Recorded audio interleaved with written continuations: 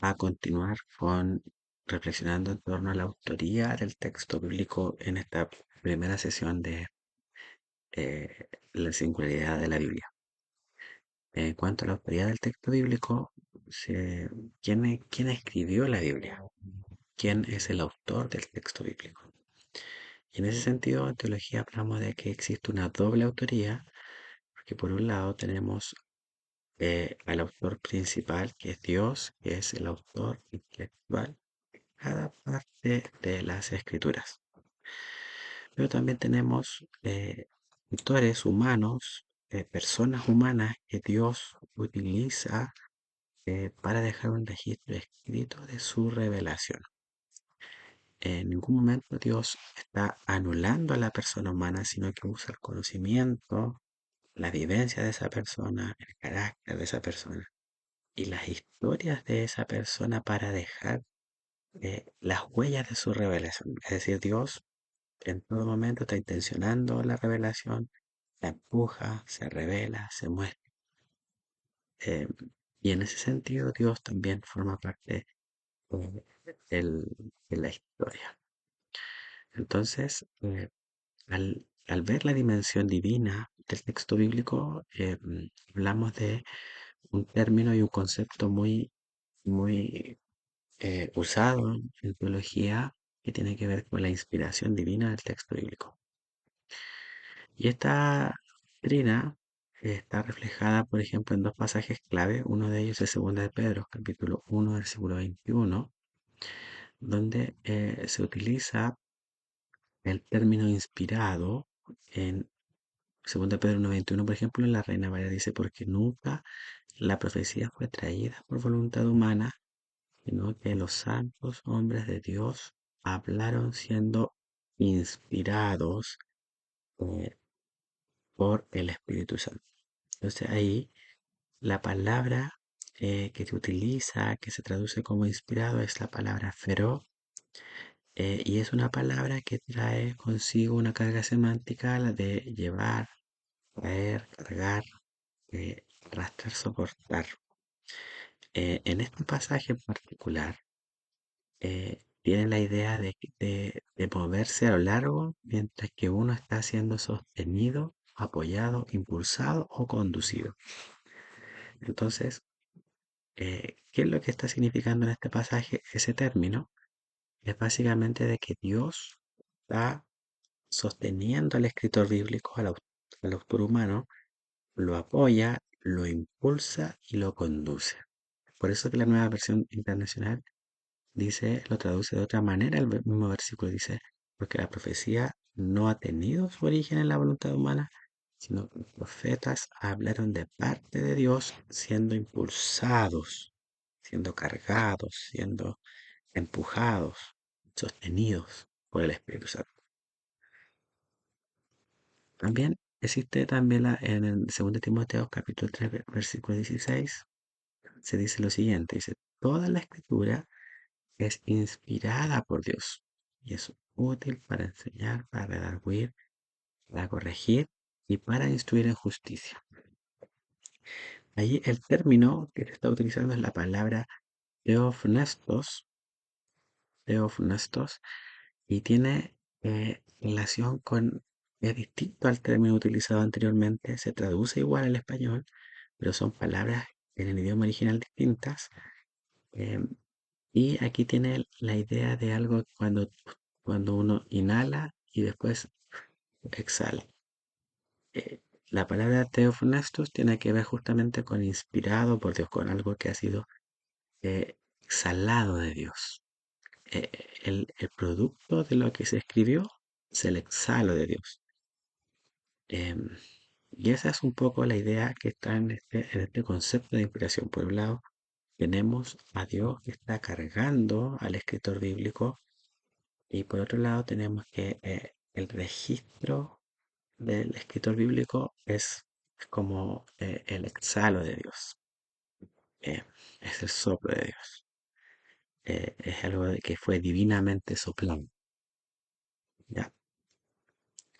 Entonces, ¿cómo actúa Dios eh, en este proceso? Dios primero actúa trabajando en la ejecución de los eventos bíblicos. Luego, él carga, impulsa, inspira a los escritores bíblicos a escribir los sucesos bíblicos, a escribir la experiencia, a relatar la experiencia, y el Espíritu Santo va guiando al escritor bíblico a escribir la auténtica palabra de Dios sin quitar la autenticidad de ellos mismos. Es decir, el Espíritu Santo usa las características humanas de los escritores bíblicos para transmitir el mensaje divino. En ocasiones vamos a ver que Pablo, por ejemplo, está enojado escribiéndole a los Gálatas. Dios está usando a Pablo enojado para escribir a los Gálatas. Y en otras ocasiones va a estar el salmista triste orando al Señor, pidiendo misericordia. Y eso igual es palabra inspirada. Entonces, em, Dios usa a la persona, no la anula, no anula su carácter, no anula su conocimiento ni sus experiencias, sino que Dios se vale de todo eso para llevar adelante su propósito. Em, y después el Espíritu Santo ha ido preservando el texto escrito, eh, empujando, por ejemplo, a los creyentes que sintieron esta carga de preservar el texto bíblico. Y finalmente el Espíritu Santo actúa revelando, iluminando el mensaje del texto bíblico y aplicándolo a las personas en todas las épocas y en sus distintas realidades y contextos. Entonces, el proceso de Dios es un proceso multifacético donde va cargando el escritor, mostrando también la aplicación del texto y preservando el texto de las distintas vivencias que va ocurriendo. Entonces, ahora vamos a pasar cómo se forma la Biblia, y es básicamente, como lo hemos venido comentando,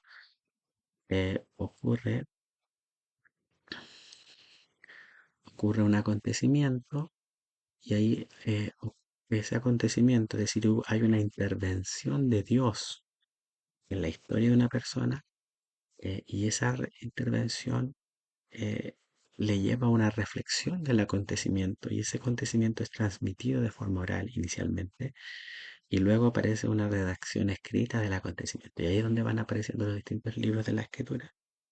Pues esos libros se van leyendo en las reuniones familiares, son de uso comunitario, y después de un tiempo se va reconociendo que esos libros tienen inspiración divina y por consiguiente forman parte del canon del Antiguo o Nuevo Testamento.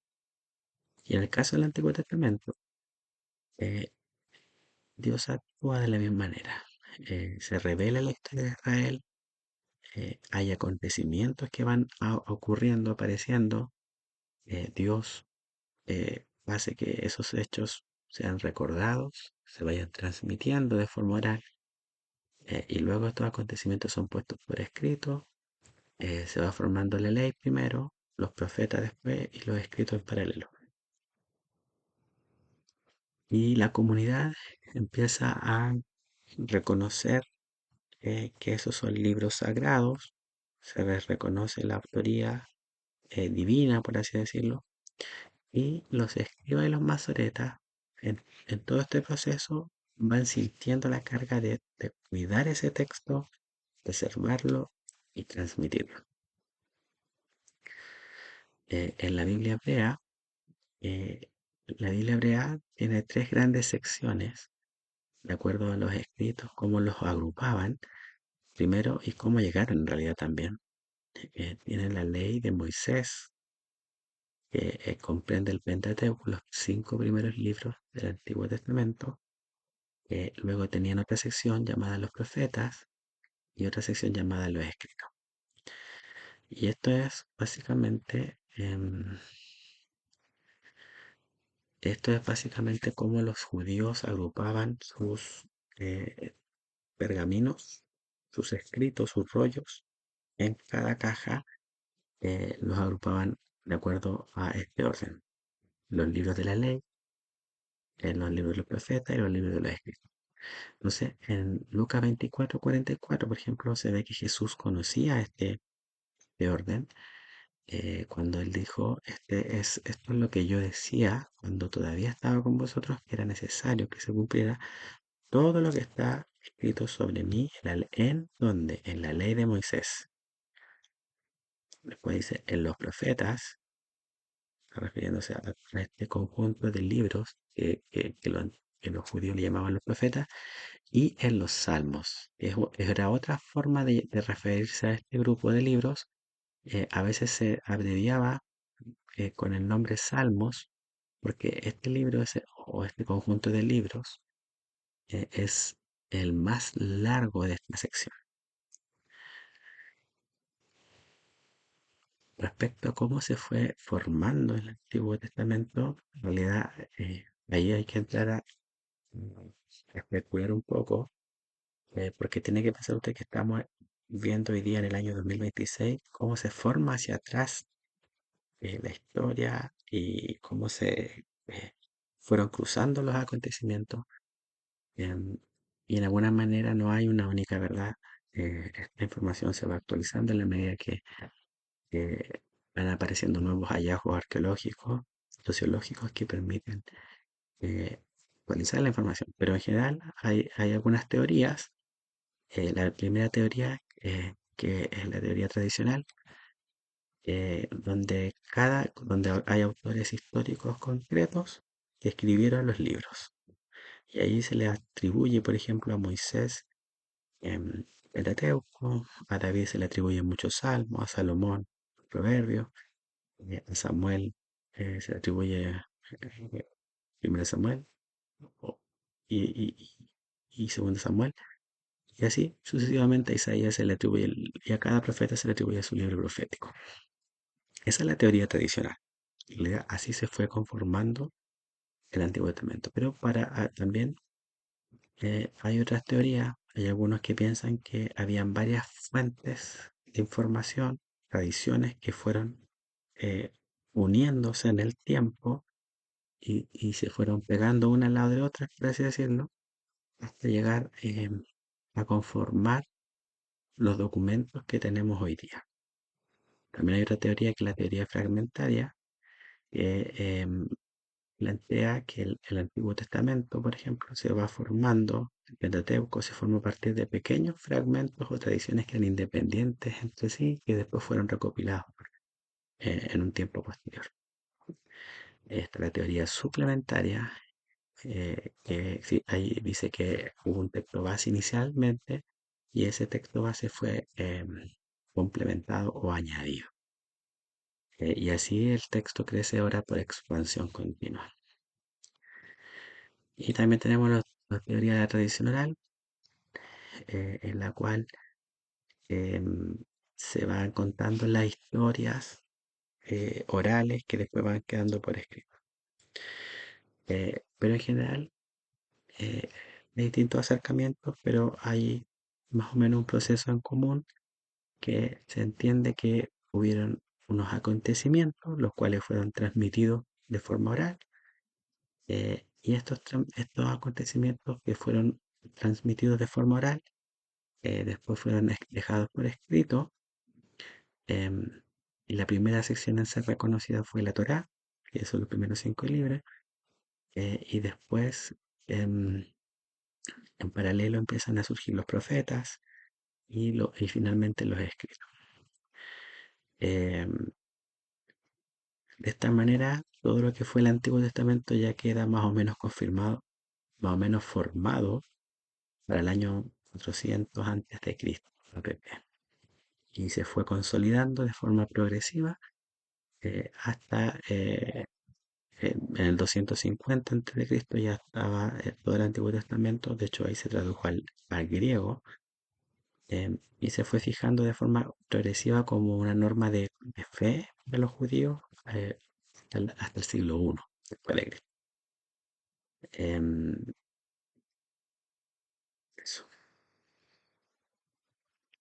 Entonces, de nuevo decimos que el Antiguo Testamento se va formando mediante varias etapas. Primero los hechos históricos y la experiencia del pueblo, las cuales fueron transmitidas de forma oral, se ponen por escrito y después se compilan y se editan y se empiezan a usar de forma comunitaria en la familia, en el culto, eh, en los espacios de culto, en la sinagoga, se empiezan a usar de forma comunitaria.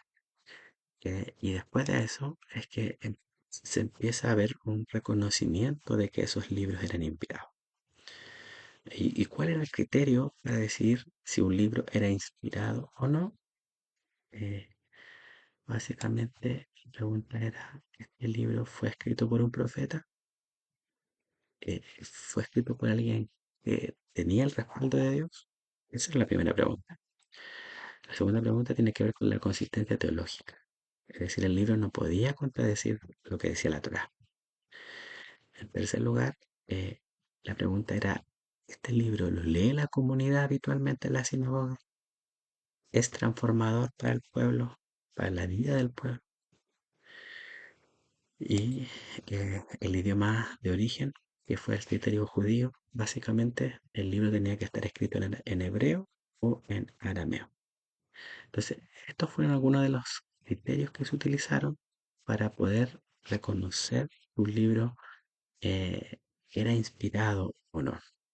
Eh, Tenía que haber sido escrito por alguien reconocido en la historia del pueblo de Israel, tenía que tener consistencia teológica, el libro tenía que ser de amplia circulación y uso en el pueblo.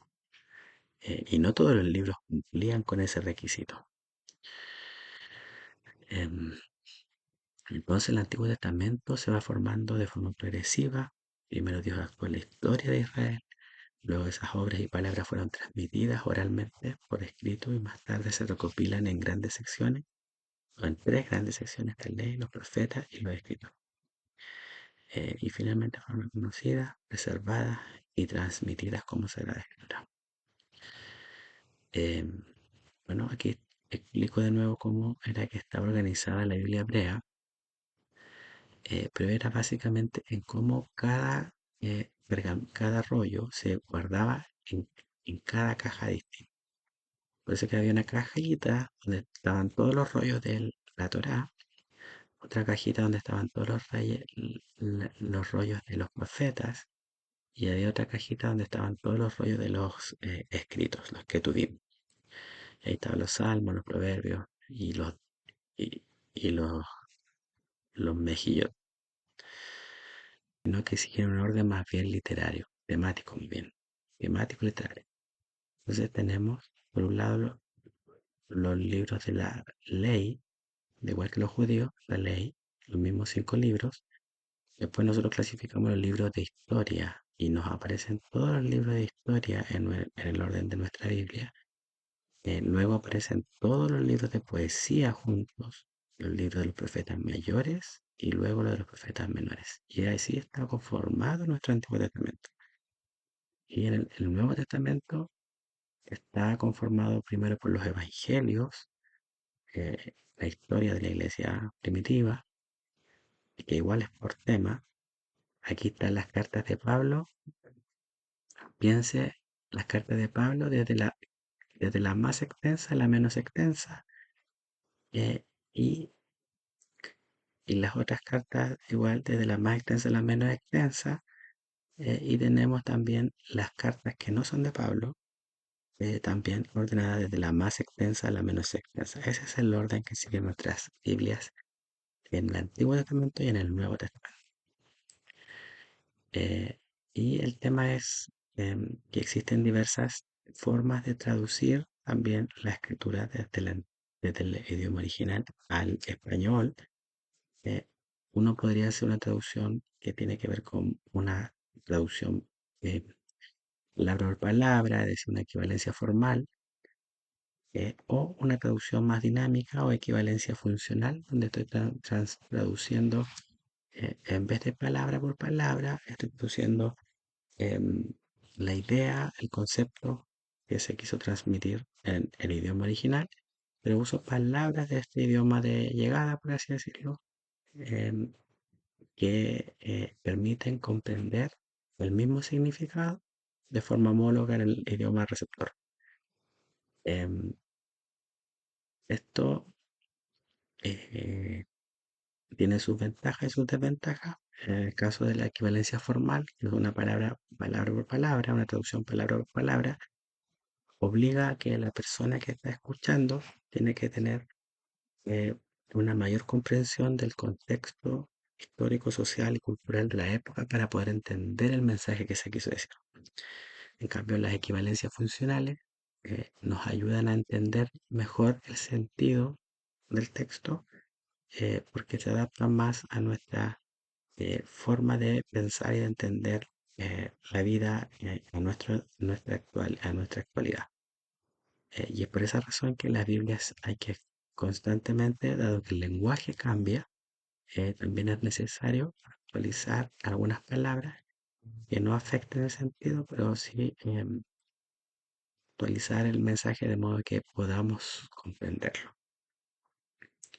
Y aquí están ordenadas las traducciones o las Biblias desde la más literal hasta la más dinámica en su traducción, que traduce el sentido. La Reina Valera está, por ejemplo, por acá, la Biblia de la América es más literal que la Reina de la Valera. Eh, tenemos la Reina Valera 1977, que es un poquito más dinámica, y la nueva versión internacional que es un poquito más dinámica, se esfuerza más en tratar de traducir el sentido. La nueva traducción viviente es más dinámica todavía. Y acá, por acá podríamos ver los interlineales, palabra por palabra, em, ese tipo de cosas. ¿Ya? Eh, y la pregunta que nos queda por responder es ¿por qué debiéramos estudiar el Antiguo Testamento? Y el primer argumento es porque toda la escritura es inspirada por Dios. Es decir, el Antiguo Testamento es tan inspirado como el Nuevo Testamento. Eh, y en ese sentido tenemos que entender que toda la escritura es inspirada por Dios y por eso debemos estudiar el Antiguo Testamento. En segundo lugar, porque el Antiguo Testamento nos salva y nos da esperanza. Es decir, Dios nos está consolando a través del Antiguo Testamento, del mensaje que contiene el Antiguo Testamento. También porque el estudio del Antiguo Testamento nos santifica, nos muestra, eh, junto, el Antiguo Testamento nos muestra quién es Dios. Em, y el Antiguo Testamento, en conjunto con el Nuevo Testamento, nos da una visión más completa del ser de Dios que se ha revelado en la Escritura. Em, si viviésemos solo el Nuevo Testamento, a lo mejor no podríamos conocer, conoceríamos menos de Dios que si tuviésemos ambos testamentos y que pudiésemos leer em, ambas partes y estudiar ambas partes y extraer la riqueza que Dios ha dejado en el Antiguo Testamento. Entonces, de repente uno ve que el Antiguo Testamento se estudia poco, que a lo mejor se ve que es más antiguo, estamos tan lejos en cuanto a la época, en cuanto al tiempo de los acontecimientos, pero el Antiguo Testamento tiene su riqueza y por consiguiente tenemos que estudiarlo. Finalmente, para ir reflexionando eh, y cerrando la clase del día de hoy, Dios quiso mostrarse en su palabra y Dios nos dejó su palabra. Y toda su palabra es un acto de amor, es un acto de su amor. Y Él se ha preocupado de preservar su palabra a través de los años. Y esto tiene que animarnos, darnos esperanza de que Dios está al control de todas las cosas finalmente. Y en su palabra vamos a encontrar la vida. Cuando iban los dos caminantes, tristes porque Jesús había muerto, se acerca este personaje desconocido, que no era otra cosa que el mismo Jesús, y él empezó a pedirle las escrituras a estos dos caminantes que estaban muy tristes, y el texto dice, y comenzando desde Moisés, o desde los escritos de Moisés, y siguiendo por todos los profetas, es decir, por los profetas, por este conjunto de libros llamados profetas, les declaraba en todas las escrituras lo que de él decían, lo que decían del Mesías. Entonces, con esto vamos cerrando nuestra primera sesión, eh, en donde se plantean las bases del por qué eh, estudiamos la Biblia, eh, porque entendemos que la Biblia es un libro único, singular, eh, pero también porque debemos estudiar el Antiguo Testamento en profundidad. Nos veremos en la próxima sesión. Que Dios le bendiga.